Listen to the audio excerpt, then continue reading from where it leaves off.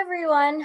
Thank you for joining us today for our third session of the Ensuring Equitable Access to Oral Health Care for Individuals with Intellectual and Developmental Disabilities series. I'm Brittany Brown, and I'm the Director of the Office of Oral Health at the Massachusetts Department of Public Health, and I'll be moderating today's session. If you weren't able to join us for the first two sessions last week, a link to the recordings will be mailed out after the sessions have been posted. To start with just a few housekeeping items, everyone has been muted upon entry to minimize background noise. If you have a question, please use the chat box at the bottom of your screen and we'll moderate questions in the last 20 minutes or so. As I mentioned, these presentations are being recorded and will be shared and posted on the mass.gov webpage. And lastly, an evaluation will be emailed out shortly after the end of the presentation, and you must complete the evaluation in order to receive dental CEs. So now I'd like to introduce our speakers for today, Dr. Hubert Park and Anuba Chichetti, who will be presenting on providing oral health care to individuals with intellectual and developmental disabilities in the private practice setting. Dr. Hubert Park will be speaking first, and he received his training at Tufts University in 2008 and completed advanced education in pediatric dentistry at Tufts University School of Dental Medicine. He also gained experience working with special needs and cancer patients at Mass General and furthered his education by receiving his master's degree in public health. And then second, we'll hear from Dr. Anuba Chichetti, who graduated from Harvard School of Dental Medicine and Boston University's Pediatric Dental Residency Program. She is the current president of the Massachusetts Academy of Pediatric Dentistry and the former Massachusetts State Leader for the Office of Head Start Dental Home Initiative.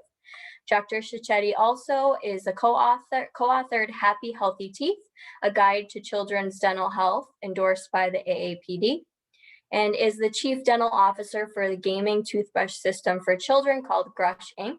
And in May 2016, along with her two business partners, won the grand prize for America's Greatest Makers for their toothbrush invention. She also serves as a director on the Eastern Dental Insurance Company board and works part-time in private practice in Fitchburg while teaching at Harvard Dental School of Medicine and Cambridge Health Alliance. She is also the mother of two daughters, and one has autism. So Dr. Park, I'll pass it over to you. All right, hello and good afternoon from sunny California. Seems like Massachusetts is finally getting great weather as well. So welcome everyone, it's Friday and we'll go over this very special topic for both Anuba and myself, that is treating patients with intellectual and developmental disabilities throughout the practice that we have in our private offices, and as well as in the hospital practice that we are also part of for some of those patients that do require a more controlled and safer environment for some of the dental treatments that are needed. Yeah. So agenda for today, on my end, I'll be talking about a few different topics. So a little bit about myself and my practice and the day-to-day logistics in making sure everyone is accommodated in being seen in our practices, and what it looks like to be seeing these patients in the office in a brief nutshell, and also just as an example, seeing patients with cerebral palsy in the office and what such condition may dictate in terms of additional needs and care and attention that's required to care for these patients optimally. A little bit about myself, just like Dr. Anuba, I have two young kids at home, and I'm a board-certified pediatric dentist trained at Tufts. And as of earlier this year, I practice out of two locations in Lynn and Salem. And for probably about the last 8 years or so, I've been practicing also at the Franciscan Hospital for Children in Brighton, where a great majority of private practice pediatric dentists in Massachusetts see our patients for general anesthesia. I am a member of the Mass Health Dental Advisory Committee, and I have actually taken over Dr. Chichetti's previous position as the public policy advocate for the AAPD for our state. I spent a few years at the Mass General Dental Group in Danvers and Boston, where I also had the privilege of being part of the hospital network and having internal referrals of patients with various health conditions, and really appreciated the network that was provided for me. And a special reason why this particular topic is near and dear to my heart is the practice that I've taken over in Lynn. We're previously owned by two pediatricians that saw a lot of these individuals with intellectual and developmental disabilities. And I am proud to say that as a pediatric dentist, my oldest patient that I still see today is 91 years old. In the background, so some photos of my practice. That's my new location. We're able to get a fun graffiti in there to make it fun for everyone. And in the photo underneath, my wife, Amy, and my two kids, Alina and Bennett. So I want to talk a little bit about day-to-day logistics. Just like anything, I think what we always try to think about is what can we do in terms of our busy schedule, especially for us pediatric dentists seeing lots of patients in a given day, how we can coordinate our schedules so that those that need extra attention are given the personnel and the time that's required to do so. Typically, for anyone either with pre-cooperative or behavioral issues, or that may bring about more challenges in a given patient encounter, morning appointments are preferred. Generally speaking, for us, more team members are available in the morning for patients, as most kids that come to our practice prefer to come in the afternoon, so that becomes an extra busy time. And I'm a morning person, so for me, and this may be individualized, I have more energy, better mood, and we can definitely expect similarly from our patients that are coming in the mornings too. Sometimes, and I'll talk a little bit about this later on, is that some of these individuals have more of a propensity to have an accident, a vomiting accident, etc., due to their reflexes. So early morning especially allows, with proper communication, to have the patient present without a stomach content to minimize any mishaps there. And similar to what I said earlier, less crowded, so especially better, working in this COVID-19 environment, to make sure that any individuals that may require extra personnel is not there when the office tends to be a little bit more crowded. We do schedule with longer appointments, extra times built in. Some of the time is more for the logistics of paperwork, consents, transition into the office, out of the office, and sometimes longer appointments because of the extra time that is needed to do the same procedures. And we also reserve certain rooms in the office for patients with wheelchairs or other accessible needs. And part of what I've been working on at my current office is to actually renovate the space to make it even more conducive to provide care for patients that may come in a wheelchair, etc. So documentation is always challenge with anyone, and I think it adds additional layers when we see patients that are coming from different environments. For us, some patients that are teens that are coming from group homes, identifying the legal guardianship of who can legally consent for care that's provided, who can legally consent on the day of for perhaps the care that's indicated, such as extraction, etc. So that's always sometimes a difficult process, as sometimes the guardianship changes, sometimes the person that presents with the patient changes. So really identifying and ascertaining that is critical. So I've always made it a practice. Some we know, others we don't. If there's 3-4 folks sitting in the room with the patient, I've always trained staff to make sure we ask everybody in terms of what their role is and what they're allowed to do. Mentioned the frequent changes in the contact information as far as the phone number, email, as far as their residence. And we want to make sure we have clear and complete documentation of clinical and historical findings and a proper consent form for especially those needing protective sterilization due to their combative nature. A little bit about seeing patients in the office. So part of the reason why I chose this template for presentation layout, the shapes and colors, and I always made it a point, it's always been part of my training that every individual is unique and different. And one health condition does not have a all-encompassing protocol or flow chart. It does take extra time and the care to make sure we identify every need and the unique nature of the patient. And I feel that that's the best way to make sure the subsequent visits are as streamlined and comfortable for the patient there as well. I listed here, you may require multiple short visits. Sometimes my appointments with some of these patients that are starting out, maybe 5 minutes. And those 5 minutes essentially are visits that I just have them hold a patient mirror in their hands. Sometimes as simple as walking into the room, sitting in the chair, going up, back, coming back up, and coming back down.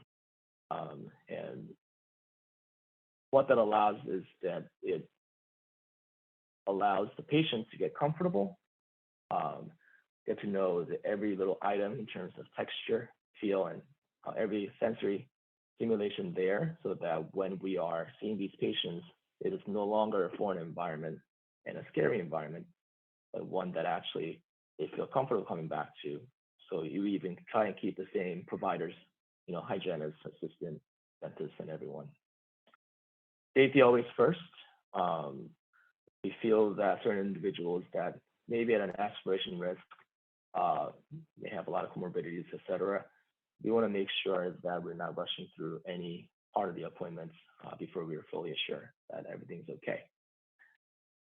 And communication, morning huddle. We have a morning huddle 15 minutes before we see any patients any day.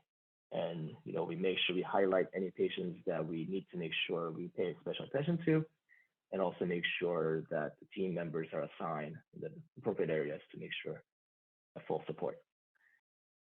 Teamwork, some patients requires a doctor, hygienist, and 2 or 3 assistants to see, just to make sure that patient is supported. Someone supporting the head, someone supporting the using the suction. So some of these patients does require extra team members. Training is absolutely critical, and it should be done at the individual level or at with the assistants or by department. And there are certain tools that we find to be very helpful, and I'm going to show you a couple of photos of what we typically use for some of our patients. So on the picture here are what I use. On the left side, it's open wide mouth prop. So the one that's a little bit different about this particular product is that it's a combination of a handle and the bite block. So, those that will not tolerate the bite block typically, we can actually support them while we're, scaling, polishing, or examining. So I found both ends of the device to be very helpful in making sure we have a good plate examination and procedure in a time. And the other side on the far right, it's the open wide mouth rest. And all these products can be purchased from a company called Specialized Care. They're based in New Hampshire. And quite often, those families that we have patients that parents or guardians have a difficult time providing oral home care, we give out these open wide mouth rests so that they can actually help brush their kids' teeth at home, etc. So I've decided to go a little bit deeper into the topic of seeing patients with cerebral palsy in office. And, as I said before, always, again, safety first. Many of these individuals present with aspiration risk. So, it could be anywhere from if they had a severe calculus buildup and you were using Cavitron, or just any tools and devices we use, because of their difficulty chewing and swallowing, excessive gagging, sometimes they're at a high risk for accidental aspiration. Some individuals with cerebral palsy present with more hypertonia versus others with hypotonia, and that presents a different set of challenges in terms of how to help them stay open during the procedure, or so also to how to make sure they have enough of the natural defenses in terms of fluids, etc., while we're working in their mouth. Inadequate oral hygiene is fairly common, oftentimes because of their physical challenges with the dexterity coordination, etc. Some are exclusively G-tube fed, meaning there's no oral feeding, so there's usually quite a bit of buildup in the mouth. Quite a few of them are mouth breathers. Quite a few of them on lots of different medications, including seizure medications. So we see dry mouth and gingivitis present in a lot of those cases. A lot of individuals with enamel hypoplasia, so those, especially on those pernamolars, they come in with severe deficiency in enamel, so often requiring, probably from pretty young age, stainless steel crowns, etc., to preserve the structure. Food pouching is also common in these individuals, so food's in the mouth for long periods of time, and usually on one side of the mouth, so you can see a pretty asymmetric presentation of oral hygiene as well as caries patterns in those individuals. And those individuals that tend to be more hypertonic, there is more trauma in terms of lip, tongue, and cheek biting. So definitely paying attention to these repeat injury areas to make sure there's no long-term consequences there. So some of the common challenges you run into with a lot of these individuals, especially both my co-presenter, Dr. Sacheti, and myself, are as these patients enter into the adult phase of their dental needs. So transitioning patients with adult special healthcare needs and intellectual and developmental disabilities from a pediatric to a general practice often is a challenge. And I think the unique benefit of this meeting today is that what we would love to advocate for is that if we can have more of us dental practices provide care for these patients, I think the burden on a lot of these group homes and families will be lessened, thus increasing the access to care. And I listed 2 examples of another good way some other communities have pioneered solutions for this. One's at the NYU School of Dentistry in New York City. They've built an entire hospital to specifically provide care for individuals with intellectual and developmental disabilities. And when I visited South Korea 3 years ago, the Seoul National University has a 5-story hospital that provides care for a great majority of those individuals as well. So definitely a coordination of care is a big challenge, not just within dentistry, but with other providers as well. So having some of the centralized services will be certainly helpful. And I know Dr. Drag, Darren Drag, who's presenting next week, part of the Tufts Dental facilities. So we'd love to have these conversations continue to propel this forward. And it's always communication. Communication within the office, with other offices, with group homes and parents and legal guardians. You can never over communicate to make sure that care is followed through and then everything is prepared for prior to each visit. I'm near the end of my presentation, and just one quote here: the way to get started is quit talking and begin doing. So I would love to use this as a platform for us to continue and really improve what we do for all these individuals. And here's my contact information, and you can feel free to reach out to me anytime via email or phone call. Thank you. Excellent. Thank you so much, Dr. Park. As a reminder, everyone can go ahead and put their questions in the chat box, and we'll get to those at the end of Anuba's presentation. So Anuba, you can go ahead and share your slides and get started with your presentation.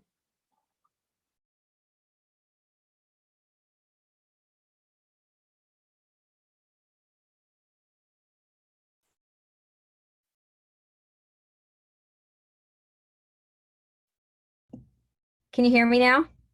Yes, we can hear you. Okay, let me just figure out how to share mine now. So give me 1 second. I'm on a new computer. So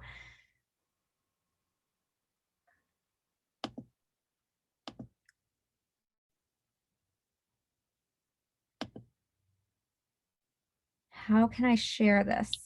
So at the bottom of your screen, you should see a green button that says share screen with an up arrow. And if you click on that, you should be able to select your presentation. I don't see that. Okay, let's see here.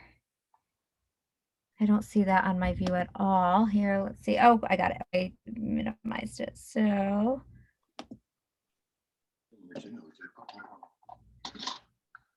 now it is. You have to give me just a minute. All right, there we go. I did it. Can you see it? Excellent. Yes, we can. All right, great. So You a little bit about me, like Hubert. I also you can are you see still it? in edit mode, yes, though, if you want to put it in the slideshow view. Okay. You should be able to click on slideshow at the top. You might have to press. I know this is a brand new one. So let's do from beginning. There we go. Great. Okay. Thank you. So kind of like Hubert, I think it's funny that we both have daughters named Alina. And Alina is my older child. She is 13 now. And I have a younger daughter, Ara, and she is 10. And I would say that my children are definitely my guinea pigs into learning more about becoming a better mother, a better dentist, better pediatric dentist, all the above. So Alina is on the spectrum. She is an ASD female. And you already read my bio, so you know a little bit more about that. But as a mother-dentist combination, it's really changed the way I do dentistry, in that she has taught me so much. Females on the spectrum, for her, she has a heightened level of pain. For example, this morning she did not want to go to camp because she had 10 bites. And normally we would not allow a child to miss, you know, an appointment or something that she made a commitment to, but the pain's severe for her that it woke her up at night with bug bites. So you can imagine the frustration for me this morning trying to get out the door and get into where they're supposed to be. But that ability to let the anxiety take over and change the entire schedule is very common. She ruminates over the bug bites or whatever it might be that particular day to a heightened level than what other people are used to. So it takes a while to calm her down. So you can imagine the child who is afraid to come to the dentist, what it's like for that parent in the morning to get that child in the car out the door along with the other siblings, and how it affects their fears and you know, everything for just that particular child, but also the siblings, and also for the parent coming into that appointment already kind of frazzled for the day. For Alina, you know, there are times where we are unable to touch her. And what that means for a patient coming in, you know, you will have a sense of that in the beginning, how willing they are and how open they are to get into your chair and things of the sort. But it's something to take into account when really understanding kids, especially females, are not diagnosed at an early age like boys are, for example. So that's statistically what they found, that they're just getting a greater understanding right now of the female profile. So sensory stimulation can be overloaded in the office. New locations need to be mapped out. So what that means is, for a lot of these kids, when they walk into a new place, they end up needing to make a photographic memory of every detail.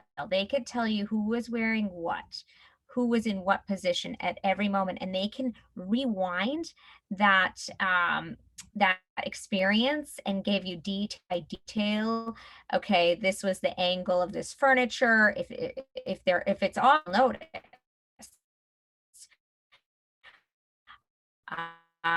what was placed and what is mapped out by the brain on that first time. So it's a lot of emotional energy to go into a new place, not because they don't want to do it, but because it takes so much energy to map out that location. So basically it's a photographic memory that can rewind back and forth.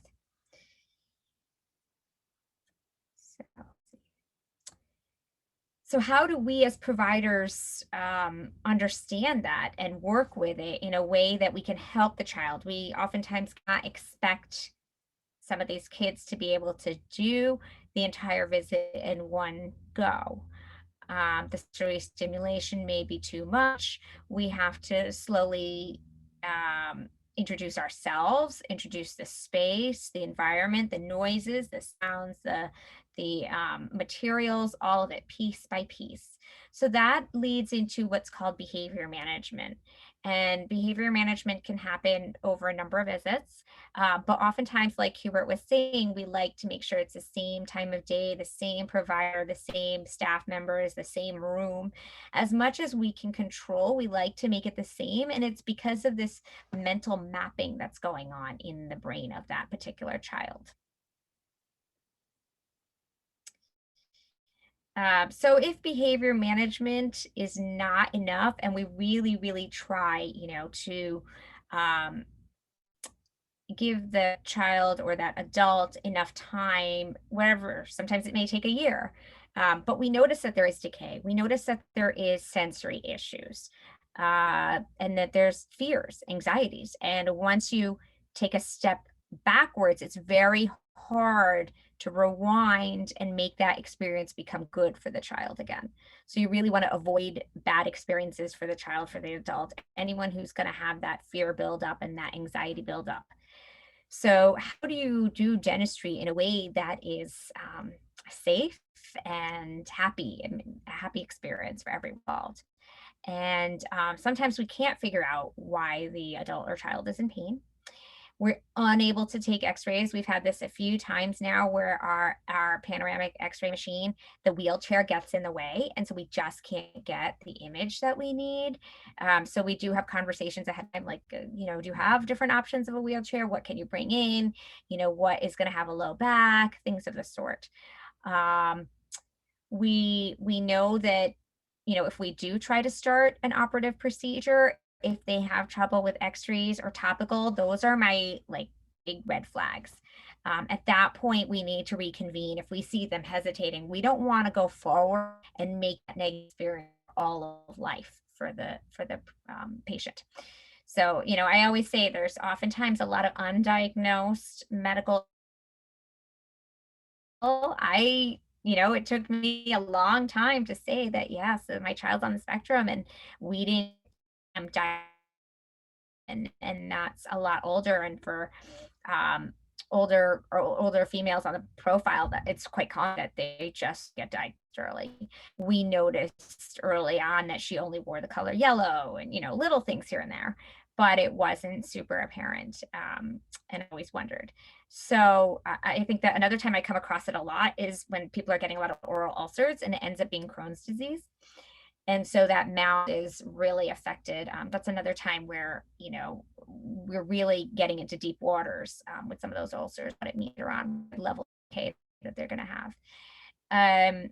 So again, moving onward, like who really qualifies for the GA? It's any of these children who are having tremendous amount of decay. They can't sit in a chair. Our red flags are going off that this is going south. We need to redirect ourselves and get into a better place. So there's numerous reasons why we would recommend either general anesthesia, sedation, some sort of hospital dentistry, so that future dental experiences will be happy and healthy. So I always asked about this question about what are the steps of going into general anesthesia, and everyone thinks it's really simple, but it's actually quite complicated. So Hubert and I were talking, well, this might be a good thing to discuss for those who may not be dealing with it every day. So first you have to get like medical clearance. That is, has a time limit. It has an expiration date, sometimes 30 days at UMass. So what we have to do is apply to the primary care and have them fill out a history physical form. And they oftentimes won't want to do that unless we have an actual appointment date for anesthesia. So it's tricky to get that 30-day window to coincide with the pediatrician or primary care appointment. And then thereafter, we may need rheumatology clearance, cardiac clearance, you name it. So it's then chasing those further clearances in this 30-day window. So we have a specific staff person, and this is their job, is just to make sure all of the clearances are met before we present to anesthesia. And then anesthesia may come back to us asking for additional labs or what have you. So it is an involved job. And then there's the side of like give our patients ICF involvement. And we have to figure out, like Dr. Park said, who can sign the consents. We have caseworkers. So we have to do hospital consents, we have to do dental consents, and anesthesia consents. So there's 3 different kinds of consents that are involved in this. And then, you know, we had a special needs patient this week who's 18, and then the question comes in, are they mentally capable of signing the consents? So this one hospital said no, they were not, even though he was very lucid and felt like he could sign the consents. So then they said they wouldn't see him anymore. And now he's going to a different hospital to see if this same issue will happen again. So it's a lot of legalese trying to figure out who can do what and who's going to accept what. So that's just an odd case that happened this week. Private insurance must get clearance, medical clearance as well through the insurance companies, and that is another staff member's job, is just to get clearance through the non-mass health patients, and that is a bear, and I could write a whole lecture on that, so we won't go there. But okay. Another issue that we have a lot of with all of our appointments, and especially those with a lot of anxieties and other social issues, is we have a 55% no-show rate practice. And that's due to a compilation of factors, including just being anxious and can't get out the door. So I have started doing a lot of car exams where if the child isn't willing to come into the office, I will meet them in the parking lot. So we find creative ways to combat the issue, but it is a significant issue for people who are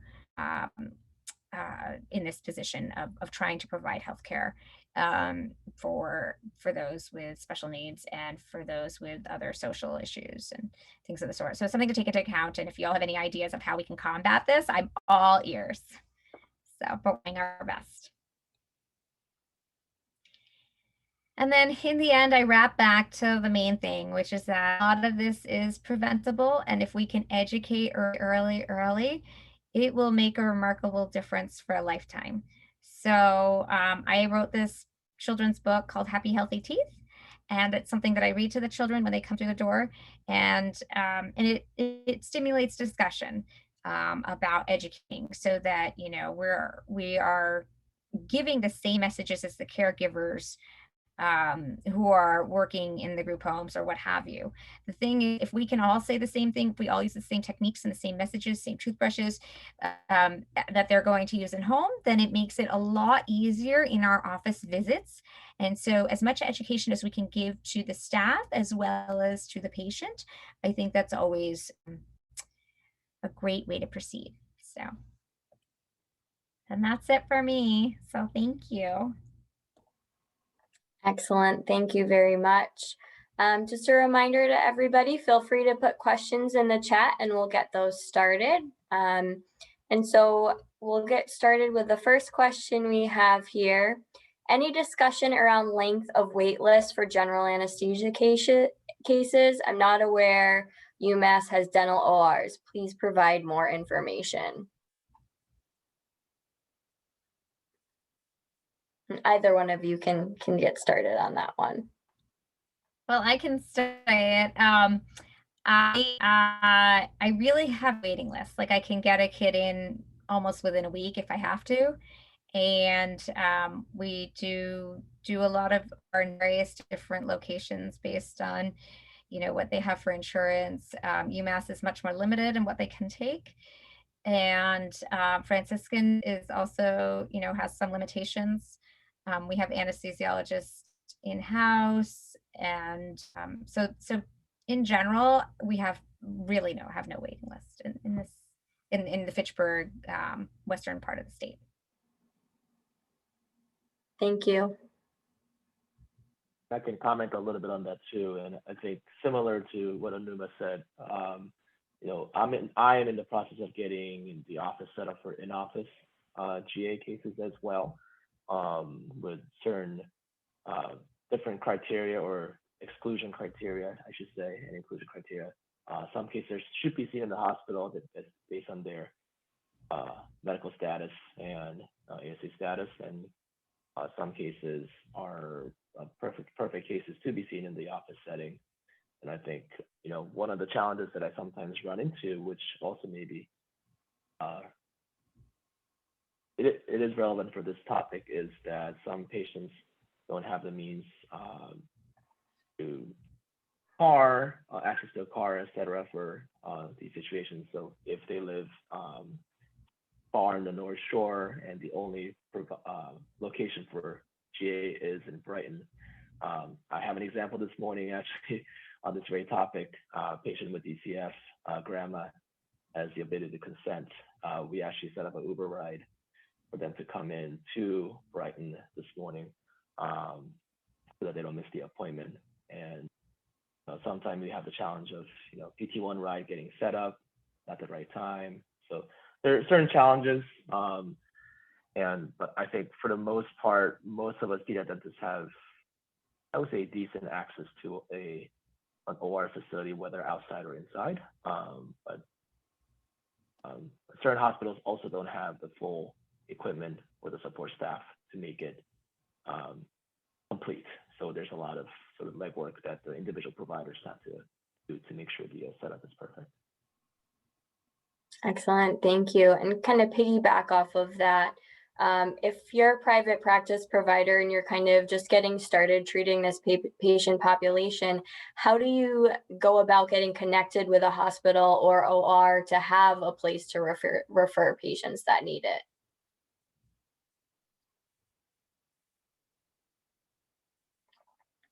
So maybe, yeah, I mean, I can just tell you, like, we take referrals from dentists all around the area and patients find us. They just find us. So yeah, we have a rather large referral base, and as soon as we're done with our care, then they go back to their regular dentist for the rest of their, you know, cleanings thereafter, or what have you, as needed. Excellent, thank you.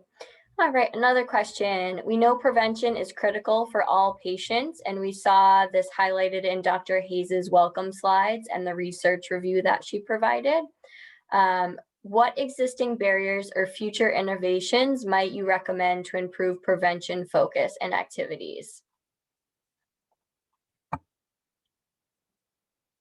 I can comment a little bit on this too. I think there still needs to be a community-wide paradigm shift in when I think it comes in different pockets.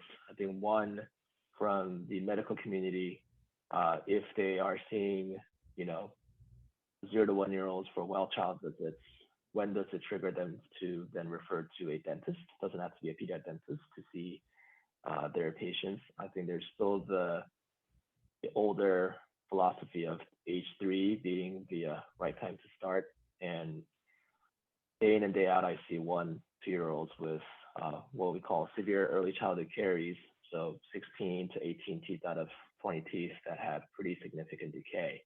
And my second office that's photographed happens to be immediately next door to pediatricians. And despite the meetings and discussions, we're still missing that time frame. And I think, and also educating the parents too, and reassuring that, you know, a 1-year-old that's not walking and jumping onto the chair and opening their mouth the first visit is absolutely okay. That, you know, I think the parents want to be involved, want to make sure the child does well for the doctor, but at the same time, this is what we do, and you know, we're happy to work with them in the way that works. So I often hear, "Oh, I'm gonna wait because I don't think my kid's gonna do well." So I think really, and anybody can do this, right? It doesn't have to be a pediatric dentist. I think anyone with tools and know the things to screen for and look out for and educate, I think that's absolutely fine for anyone to do.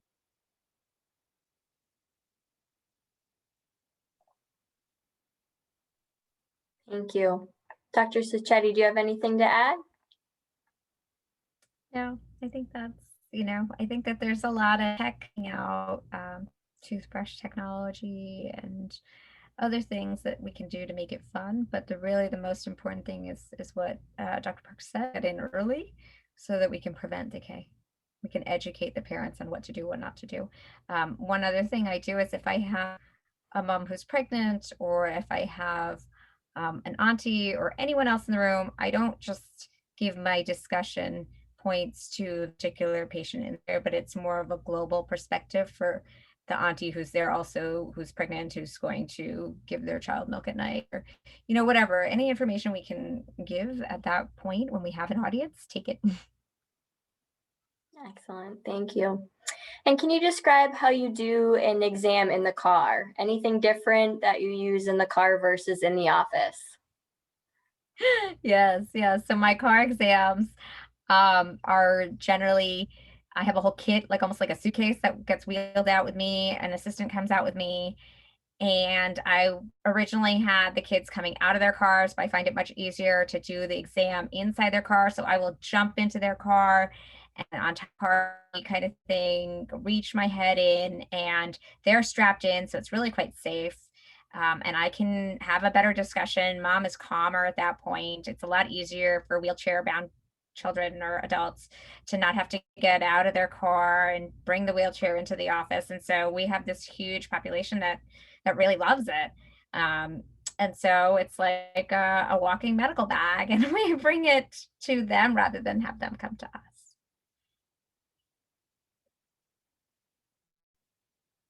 Just after that, there's lots of different kinds of cordless hygiene handpieces they can bring out easily too. Quite a few companies that makes those too, so that makes a little bit easier instead of having an entire mobile unit that you bring into the car. But yeah, I mean, definitely those patients, and most importantly, to the families really appreciate the chance that they come all the way and the kid doesn't want to come out, and we're not sending them back home. We're having an experience. Yeah, that's great. Thank you. All right, to add on to the question in the car, have you applied fluoride varnish or SDF in the car? Yes, all the time. Yep. Excellent. Yeah, it's not hard. It's really not hard. Parents are very appreciative.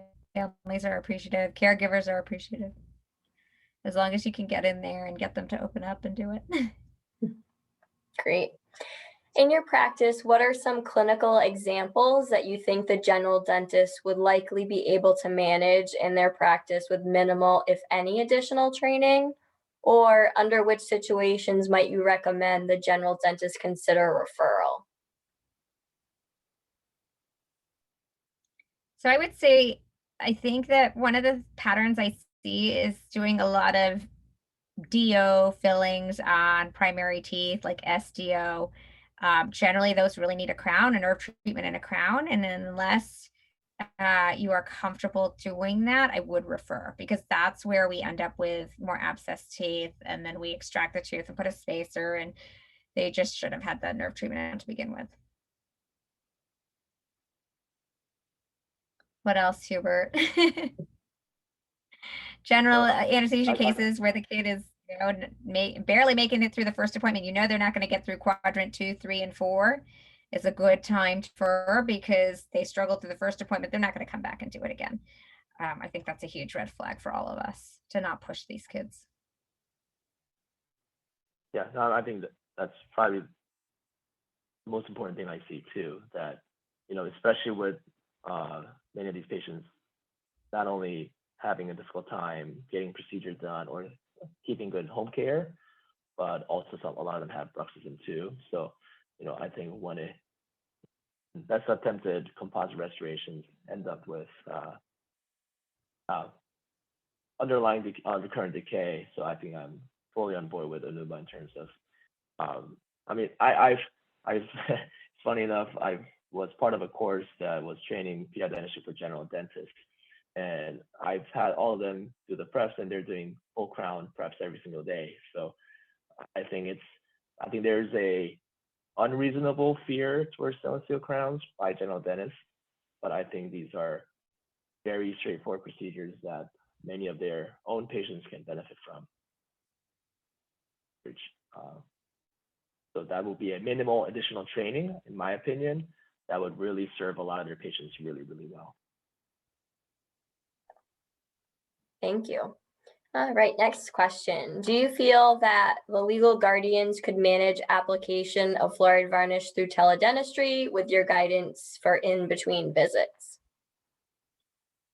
No. Fluoride varnish is a prescription. So that I don't think that's allowed. Yeah. Okay, thank you. Next question. What do you say to parents who are hesitant to have their child put under general anesthesia? I have referred several patients who are hesitant because of what they see in the media and won't pursue general anesthesia unless the child is in severe pain.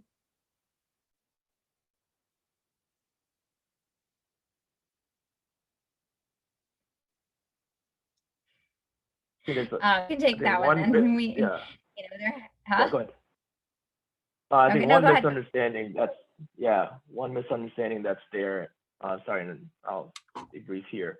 Is that general anesthesia that we provide are usually not managed by us. It's managed by a general anesthesiologist or a medical anesthesiologist, and safety in those situations.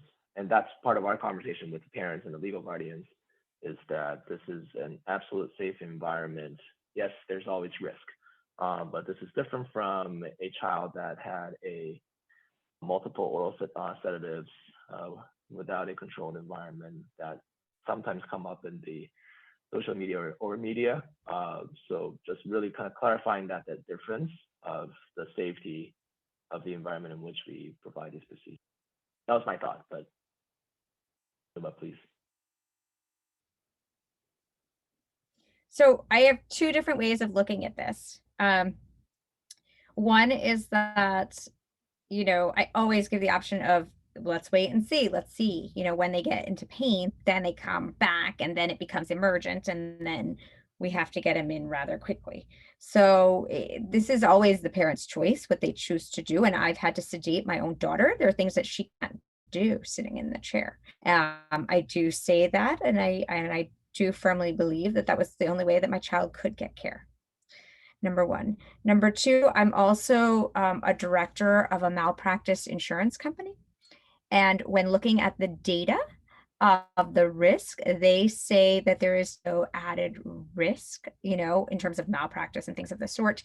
And they say it actually might be safer in some instances to do it this way. So there's always a food for thought in terms of looking at these sorts of data sheets. And I mean, I tell parents that because they're not going to understand all of that, but I would tell providers that's what the risk companies say. Thank you. And just to go back to the fluoride varnish question, if it were allowed, do you feel training parents and caregivers to apply varnish is feasible, and would they be able to do it via teledentistry?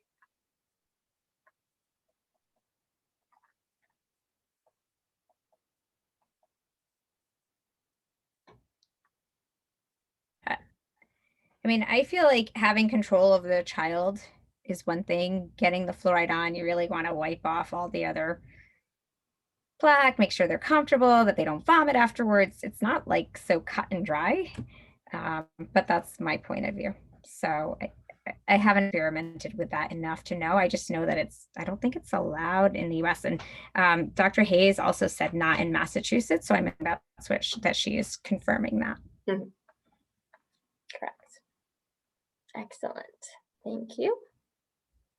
I think there was a second part to that question, Brittany, and it was around if it was via teledentistry, meaning you were having I think Dr. Hayes was implying if you had the patient or guardian on the phone and were able to guide them through the application, retracting cheeks or drying with a paper towel or whatever else might be included in the fluoride varnish kit, so to speak, do you feel you would be able to safely guide a parent or guardian to do that?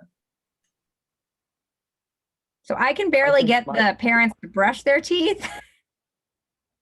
Can't even imagine. Like sometimes I can't even get in there, and I see these a lot of the special needs kids. I see them every 6 weeks just to get in there and brush, and I put the fluoride on, just so I know that every few weeks they're getting a really good brushing. So it depends on the population, but there's certain subsets that I cannot even imagine what that would be like, especially if they have CP and they have an aspiration risk. And I mean, there's just so many factors involved. Yeah, and I think it's also, looking at our state as an example, I don't think, only reason I can think of this as being even a consideration is if there were a reason for difficulty for access to care, right? If there were someone that lives 5 hours away without a dentist around, this is last resort. But I don't see an added benefit of this being a recommended practice. Because if they were to preclude, despite teledentistry being a way to examine that patient actually having an actual encounter, whether it's in a car or office or elsewhere, I don't think just putting fluoride varnish on, say, on a monthly or quarterly basis really has a benefit. I mean, I think that's my honest opinion. I'm more curious as to the background reasons as to why this would be a consideration. Great, thank you. Next question. Do you feel there is sufficient support for treating individuals with IDD? If not, what other support is needed?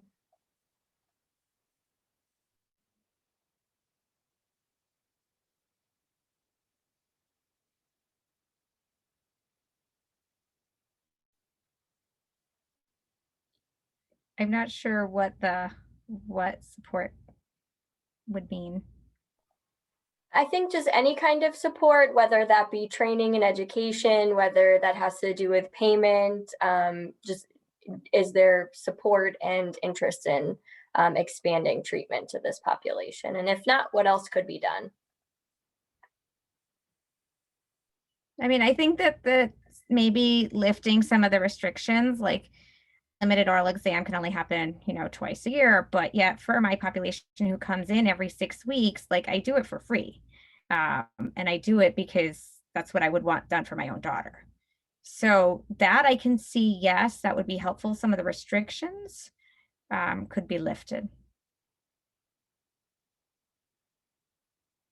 Dr. Park, what do you think? Yeah, no, I think that's a really important point, which I just talked with my office the other day, especially with newer staff, that, I think oftentimes I have these patients that I see every 3 months or so. And, luckily for a lot of these patients, I do a lot of pro bono work, just like what Dr. Unuba said here. If it's monthly visits I have these patients, some of the restrictions, obviously, it becomes a conversation of financials and coverage versus a care for the child and the patient. And it's an uncomfortable spot to be in as a clinical provider, but it's also a necessary conversation to have as a business owner. And I think that's where always the challenge lies within there. So quite a few of these patients we see, like Anuba said, every 4 weeks, 6 weeks. If it's a desensitization, sometimes I feed them weekly, 5-minute chunks. And, you know, I have quite a few no charge visits with these patients, and happy to do. But also if it's only a select few of us that do this, and then our practice operationally becomes more challenging. I think, yeah, I mean, I think that's, I'm not sure what a solution for that would be, but something that would kind of help with these patients. I think it would be some further investigation into. Great, thank you. And just a reminder, please put your questions in the chat. We're just about to wrap up. One final question from me. If attendees today sign out remembering only one thing, what do you hope that one thing is?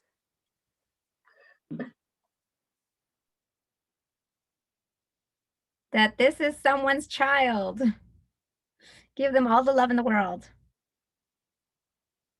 Yeah, I think I am fully on board with that. And I think that don't be afraid. And I think it's some of the most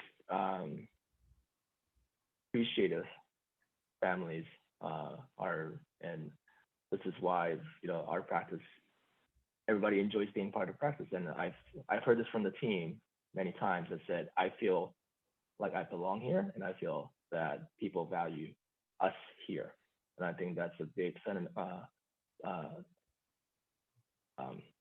to what this is about, that we're providing care. And then, you know, it shouldn't be looked at something that's really difficult to do. I think it's something that we are trained to do, and that we have the resources to help you get trained up if it is, you know, any areas clinically or just managerially to kind of help you. Excellent, thank you. Well, thank you both so much for presenting today, and thank you for our attendees for taking the time to listen in and ask questions. I certainly learned a lot, so I hope everybody is able to join us next week as well as we continue this series on Wednesday, July 28th at noon with a similar session, but really focusing on providing care to this population in the academic and hospital setting. And just one last reminder before we close out, please complete the evaluation that will be sent out after this session to obtain CEs. And I believe that was also, the link was just put in the chat as well. So thank you everyone for joining us today, and I hope everyone has a great weekend.